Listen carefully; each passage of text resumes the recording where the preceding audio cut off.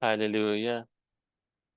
Ah, Magandang gabi po sa lahat 'no. Ito yung continuation lamang ng ating naiwan na topic 'no, sa Hebrew 6 dahil naputol po ang ating gawain nung nakaraan 'no. Ito yung continuation po lamang. So, purihin ng Diyos at, mapagpalang gabi. Bigyan tayo ng kalakasan ng ating Panginoon. Bigyan tayo ng karunungan sa gabing ito 'no. Hallelujah. Tayo ba'y magpatuloy sa Hebrews 13. Sabi dito mga kapatid, nang mangako kay Abraham ang Diyos, siya'y nanumpa sa kanyang sariling pangalan, yamang wala nang hihigit sa kanya na maaari niyang sumpaan. Hallelujah, no? Yan, no? Pagka sinabi natin dito, ang sabi dito mga kapatid, no? Ang Diyos ay nangako kay Abraham. Ano kayang pangakong yun, no? Mababasa natin yung pangakong yan dito sa Genesis 22 verse 16 to 18. Ito ang pangako ng Diyos kay Abraham. Ako'y nangangako sa pamamagitan ng aking pangalan, no, Yahuwah, sapagkat hindi mo ipinagkait sa akin ang kaisa-isa mong anak, pagpapalain kita, ang lahi mo'y magiging sindami ng bituin sa langit at ng buhangin sa dagat. Sasakupin nila ang mga lungsod ng kanilang mga kaaway. Sa pamamagitan ng iyong lahi, pagpapalain ng lahat ng bansa sa daigdig sapagkat sinunod mo ang aking utos. Hallelujah. So ito yung pangako ng Diyos kay Abraham na dahil sa pagsunod niya sa kanyang pananampalataya, no? Sa pagsunod niya sa ating Diyos, sa ating Panginoong si Yahuwah, ay siya ay magiging ama ng maraming mga bansa. Siya ay magkakaroon ng madaming mga anak, madaming lahi, no? Pati yung mga salin lahi magiging anak din niya. And very evident naman sa panahon natin ngayon na ah, marami ng ginawa anak ang Diyos sa pamamagitan ng pagkakadugtong 'no, sa Israel. So sila yung naging anak na ni Abraham. Alright. So dito makikita natin sa 16 'no, sabi dito, "Ako'y nangangako sa pamamagitan ng aking pangalang Yahuwah." So dito, kung babalikan natin mga kapatid 'no, siya'y nanumpa sa kanyang sariling pangalan dahil wala nang hihigit pa sa kanya na maaari niyang panumpaan. 'Yan. Usually kasi ang tao 'pag nanunumpa, doon sa mas higit sa kanya siya nanunumpa as witness, 'no? And usually sinasabi ng tao, "Sumpa man, saksi ko ang langit." Dahil ang langit mas mataas sa kanya, 'no? Hindi siya sumusumpa sa pangalan ng kapatid niya, sa pamamagitan ng kapatid niya 'no, na kapareho lang niya. Sumusumpa siya sa kung sino mas mataas sa kanya. Usually ginagamit 'yan 'no, sa medieval. Sumusumpa sila sa pangalan ng hari, kung sinong hari nakaluklok sa panahon na 'yon 'no. Kasi haring-haring Alexander o sino mang hari 'no, sumusumpa sila sa pangalan na 'yon dahil mas mataas 'yun sa kanila. And ang tao 'no, sumusumpa naman sa Diyos. Sumusumpa gamit ang pangalan ng Diyos 'no, sapagkat ang pangalan ng Diyos ay dakila sa lahat. Alam naman natin 'no, lalo na sa mga kasal, 'di ba? Yung mga oath na ginagawa diyan 'no. So dito, paano naman 'pag ang Diyos ang nangako, kanino naman siya susumpa? Eh, wala na mas mataas sa kanya 'no. Ang sinasabi din ng kasulatan 'no, walang ibang may title na Most High. I don't know if na-encounter niyo na yung title na Most High 'no, Most High God. Sabihin ng Most High God, kataas-taas ang Diyos. Dahil may mga Diyos na nag-e-exist na na mababa. Anong ibig ko sabihin 'no? Ang tao may mga dinodiyos-diyos na kapwa-tao din, alright? At may mga dinodiyos-diyos sila na mga espiritu, gaya ni Satanas 'no, ang diyos ng sanlibutan ito. So ibig sabihin, Pag sinabing kataas-taasan Diyos, wala nang hihigit sa kanya. Siya na yon, ganap na yon, perfect na yon. Wala siyang kapantay. Bagamat si Yahushua ay nasa kanan niya, right hand of power, no, nakaluklok sa kanan ng Ama. Pero hindi ibig sabihin no, napantay sila ng kapangyarihan. Napantay sila ng ranggo. Ang Ama pa din ang pinakamataas sa lahat. Sapagkat ang ulo ni Kristo ay ang Diyos ng Ama. So ano bang ibig natin sabihin, no? Mababasa natin 'yan dito sa Psalm 47 verse 2. Ano sinasabi diyan, no? Ang Diyos na si Yahuwah, kataas-taasan, ay dakilang haring dapat na igalang. Siya'y nagahari sa sangkatauhan. Same thing na sinabi din sa Salmo 7:17. Ganito ang sinasabi, mga kapatid. Pasasalamatan ko si Yahuwah sa kanyang katarungan. Aawitan ko ng papuri ang kataas-taasan niyang pangalan. Alright. So take note lang din, yung kataas-taasan, hindi kailanman naging titulong ibinigay sa anak ng Diyos. Wala tayong mababasang ganun. Ang mga nababasa lang natin titulo, Lion of Judah, Panginoon, Panginoon ng mga Panginoon, Hari ng mga hari, yan, di ba? Punong pari, anak ng Diyos, no? Pero yung titulong kataas-taasang Diyos, hindi kailanman niya ah oo, naging title yun. Kahit saan natin basahin sa scripture. No? So let's proceed, mga kapatid. Hallelujah. Sabi niya dito, ipinangako ko na lubos na pagpapalain kita at pararamihin ko ang iyong lahi. Ibinasa natin kanina sa Genesis, no? Matyagang nag-antay si Abraham at tatanggap niya ang ipinangako sa kanya. Sa paanong paraan kaya niya natanggap ang mga ang, ang mga ipinangako sa kanya, no? Tandaan natin, mga kapatid, no, na magpasa hanggang sa ngayon, patuloy pa din na nakakaroon ng anak si Abraham. And believe it or not, tayo ay bahagi ng pangako ng iyon ng Diyos kay Abraham sapagkat tayo ay anak din ni Abraham. No? Mababasa natin yan sa Galatians 3 verse 29. Sabi diyan, at kung kayo'y kay Kristo, kayo'y mga anak ni Abraham at tagapagmana ng mga pangako ng Diyos. Hallelujah, no?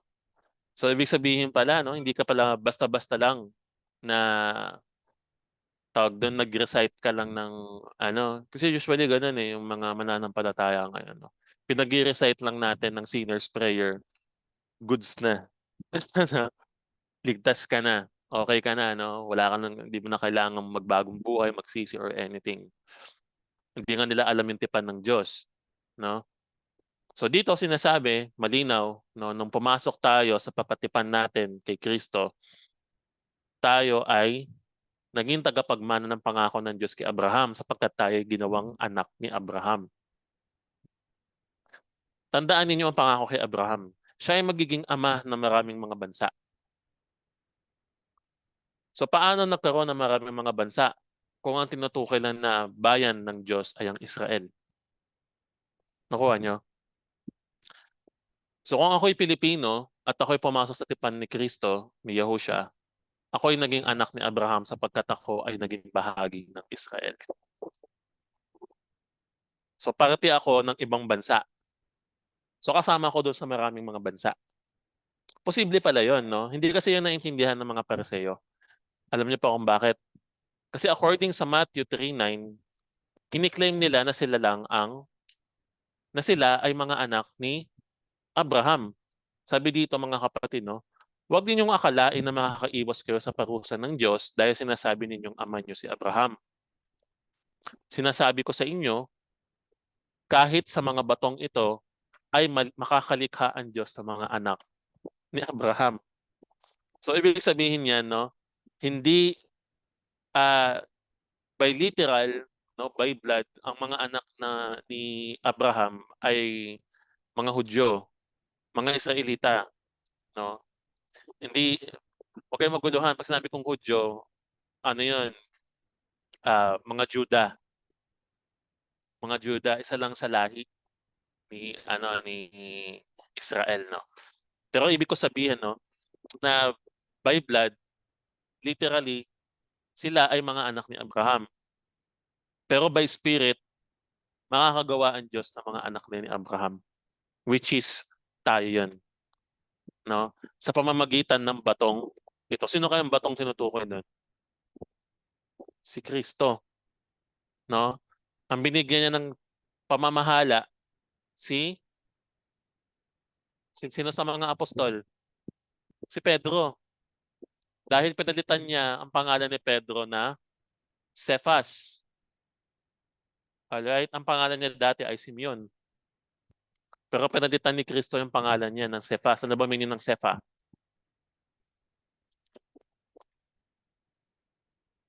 Rock. Alright, no? At sa batong ito, itatayo ko ang aking iglesia. Ang binigyan ng pamamahala ng susi, si Pedro. Kaya siya pinalitan ng pangalan, no? Ang una pa lang. So ang galing, no? Nagko-connect siya. Nagko-connect siya dun sa mga ano natin, sa mga inaaral natin, no? So ibig sabihin, mga kapatid, hindi malabo na magkaroon pa ng mas maraming mga anak si Abraham sa panahon natin ngayon. Basta ma-explain lang natin kung paano sila magiging anak ni Abraham. So hindi lahat ng mananampalataya anak ni Abraham. Ang Diyos ang gumagawa ng conversion na 'yon, no? From anak ng sanlibutan, naging anak ka na ni Abraham. Naging anak ka na ng Diyos, no? Same thing na mababasa natin sa Luke 3:8 sa Lucas. So meron tayong dalawang witness na posible 'yon, no? Ipakita ninyo sa pamamagitan ng manggagawa na nagsisisi kayo at huwag ninyong sabihin mga anak kayo ni Abraham. Sinasabi ko sa inyo, mula sa mga batong ito ay makakalikha ang Diyos ng mga tunay na anak ni Abraham. So meron palang hindi tunay na anak ni Abraham. Pero ang Diyos gagawa ng mga tunay na anak ni Abraham sa pamamagitan ngayon ni Kristo, ni Yahushua, no? Sapagkat may mga anak si Abraham na itatagpiasin ng Diyos. Bagamat sila ay original na sanga, sila ay tatagpiasin sapagkat hindi sila nakadugtong sa pamamagitan ng pananampalataya sa alin? Sa true vine, which is ang ating Panginoon. So very meaningful. Hallelujah, no? All right, let's continue sa ating Hebrews 6.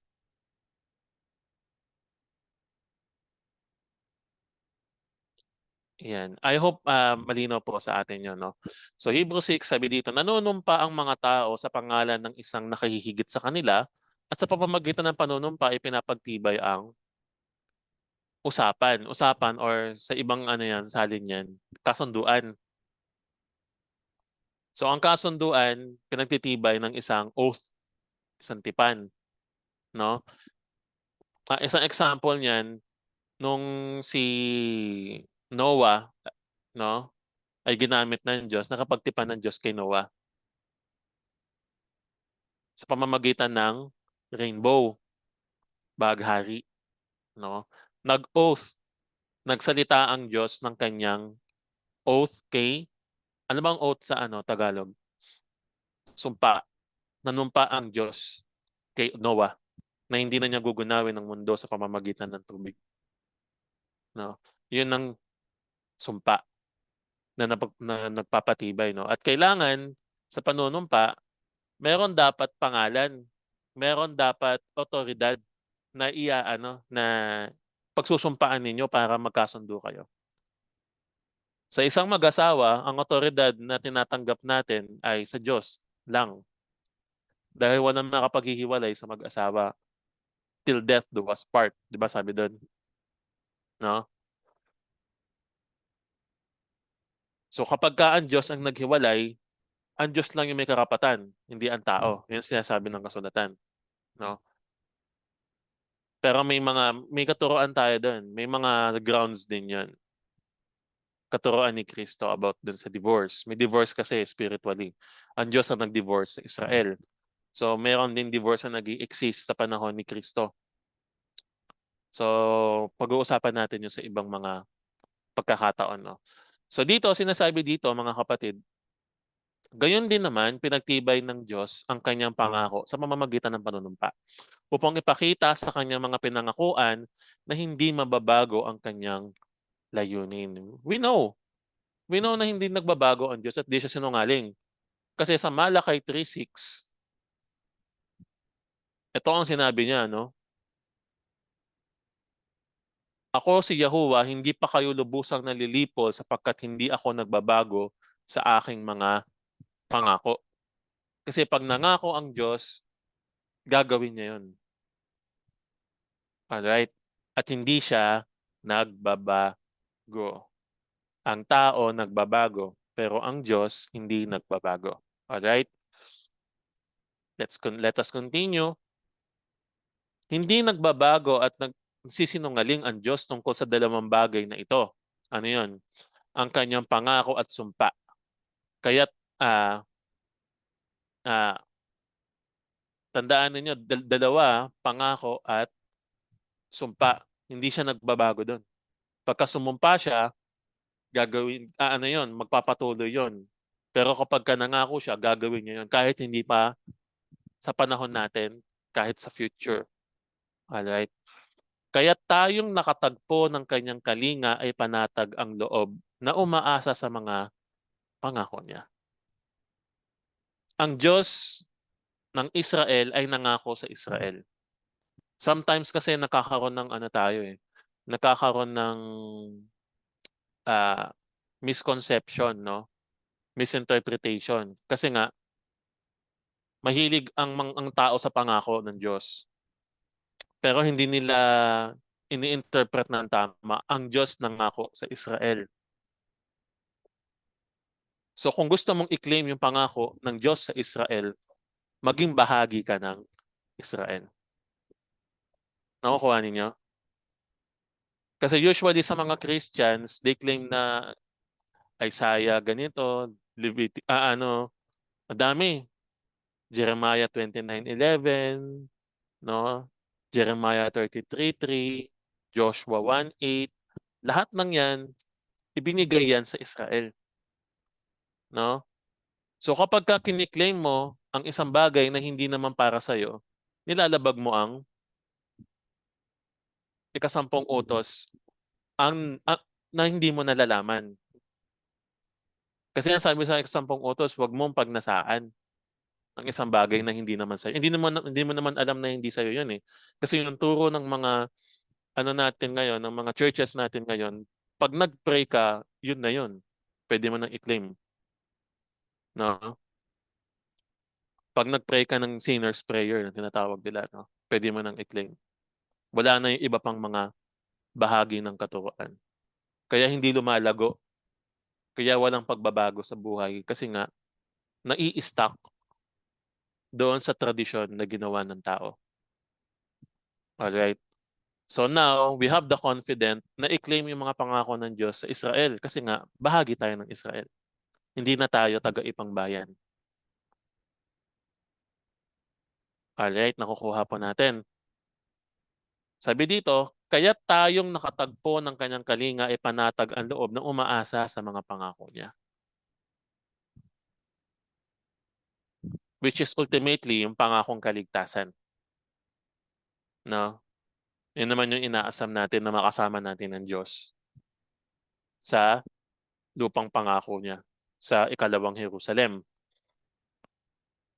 Ang pag-asang ito ang siyang matibay at matatag na angkla ng ating buhay. No? At ito'y umaabot hanggang sa kabila ng tabing ng templo hanggang sa dakong kabanal-banalan, no? Yan. So malinaw mga kapatid, no, na ang ating pananampalataya, ang ating mga ginagawang ito, no, na pagpapalakas ng ating pananampalataya ay angkla sa ating buhay. At ito'y umaabot hanggang sa kabilang tabing ng templo, no? May mga bahagi kasi ang templo. May unang bahagi, may ikalawang bahagi. Alright? At i-discuss natin yan sa Hebrews 9. Pero ang ibig ko sabihin, no, sa ikalawang bahagi ng templo ay may tabing na naghihiwalay sa kanila. Dahil sa tabing na yon ay natatago ang ikalawang bahagi. Unless pumasok ka doon sa tabing na yon, mga kapatid, no? Which is, I doubt na may gumawa nun sa panahon ng ating Panginoon. Ganyan na rin sa panahon ng mga Levita. Dahil ang pumapasok lang doon ay punong pari. Kung pumasok ka doon na, for example, gusto mo lang, curious ka lang, mga kapatid, no? Makikita mo ng maaga ang Diyos. Ibig sabihin lang nun, no? Sapagkat walang nakakita sa Diyos at nananatiling buhay. Tutupukin ka ng glory, Diyos, ng esteem niya. Sapagkat siya'y banal, papasok ka doon, hindi ka banal, mamamatay ka sa kanyang presensya. Tandaan natin ang templo ng Diyos banal. Gano'n ka banal, no? Paano natin maituturing na banal ang isang lugar, ang isang templo? Gaano kabanal, no? Tandaan niyo yung tinawag si Moises sa Mount Sinai. Ano ang sinabi ng Diyos sa kanya? Gaano kabanal yung lugar na yon? Tanggalin mo ang iyong sandalyas. Bakit? Dahil lang tinatapakan mo ay banal. So ganun dapat nating ituring na banal ng templo ng Diyos. Ganun mo dapat ituring ang sarili mo sapagkat ikaw ay templo ng Diyos. Ang sabi ng Panginoon, kung ituturing mo na templo ang iyong katawan, ituturing naman ng Diyos na tahanan ang iyong templo. Ganda, no? Nabasa ko lang yan. Joke lang. Mga kapatid, no? Mahalaga sa atin, no, na maunawaan natin kung paano nagwo-work ang templo ng Diyos. Dahil meron tabing kasi na naghihiwalay sa dalawang bahagi ng templo. At tayo, maaari lang tayo doon sa unang bahagi. Mga pari kasi tayo eh. Pero meron po nung pari na dapat pumasok doon sa ikalawang bahagi. Doon siya maghahandog ng handog na ikapapatawad ng kasalanan ng lahat ng tao. At doon sa kabanal-banalan na yon, itutuloy natin, si Yahusha ay unang pumasok doon, alang-alang sa atin. No? Hindi siya pumasok sa templong gawa ng tao sa lupa. Pumasok siya sa templo na hindi gawa ng tao doon sa langit. Doon siya pumasok, alang-alang sa atin. So ibig sabihin mga kapatid, no? Sabi dito, at naging punong pari, pinakapunong pari magpakailanman ayon sa pagkapari ng Melchizedek. Mababasa natin yan sa pangako ng Diyos, no? Sa Salmo 110 verse 4. Hindi ko na list down na lang. Psalm 110 verse 4. Ikaw ay pare magpakailanman ayon sa pagkapari ni Melchizedek. Ayun ang sabi ng ating Diyos na si Abba Yahuwah. So ibig sabihin, no, meron tayong tagapanguna na pumasok dun sa kalawang bahagi, no, sa tabing. At sa pamamagitan ng pagpasok niya, no, ay nagkaroon tayo ng access ngayon doon sa kabanal-banalan. Yun ay sa pamamagitan ng ating Panginoong si Yahushua. So hindi na tayo restricted sa ikalawang bahagi, no, ng templo. Sapagkat sa kabanal-banalan ng Diyos na bahagi, no, na dako ng Diyos, may otoridad tayo sa pamamagitan ni Kristo. So nakakapasok na tayo sa paanan ng Diyos sa glory niya, no? So salamat sa ating Panginoon. Salamat dahil meron tayong punong pari. Punong pari, hindi hanggang ngayon lang, kundi forever and ever. Magpakailanman. Magpakailanman. Hallelujah. Nawa maunawaan natin, no, na mabuti ang Diyos sa pamamagitan ng kanyang bugtong na anak. At tayo ay naging bahagi ng mga pangako, nakakamti ng mga anak ni Abraham sa pamamagitan ni Kristo. Siya kasi yung sisidlan ng pangako. No? Siya yung tatapak dun sa ulo ng serpente sa Genesis. No? Sa Genesis kasi meron dong prophecy na anak ni Eva, no, na tatapak sa ulo ng serpente. Siya yun. At tayo, mapapalad tayo at nakilala natin na ang pinakapunong pari natin ay si Yahushua. So sige po, tayo po ay manalangin sa ating pagtatapos sa Hebrew 6. Hallelujah, aming Diyos, amang makapangyarihan, amang Yahuwah. Salamat, Ama, sa sa mga pangako mo na aming kiniklaim sa bahagi ng aming pananampalataya ngayon. Salamat dahil kami naging parte ng mga anak ni Abraham na ginawa mo kaming anak. Hallelujah, sa pamamagitan ng pakikiisa namin kay Kristo. Sa tipan na aming pinasok, hallelujah, at kami naikabit bilang bahagi ng Israel. Ama, salamat po sa kabutihan mo sa pamamagitan ng iyong buktong na anak na kami ay malaya nang makalapit sa iyo sa pamamagitan ng aming Panginoong Yahushua na aming pinakapunong pari. At kami ay sure, meron kaming kapanatagan sa aming mga pananampalataya dahil alam namin ikaw ay Diyos na hindi nagbabago at alam namin na ang mga pangako mo ay mapangyayari at tapat ka sa iyong mga salita. Salamat, Ama. Patuloy mong itanim sa aming mga puso ang kagalakan ng pag-ibig na dulot mo ng mga karunungang ito na hindi namin makita sa mundo.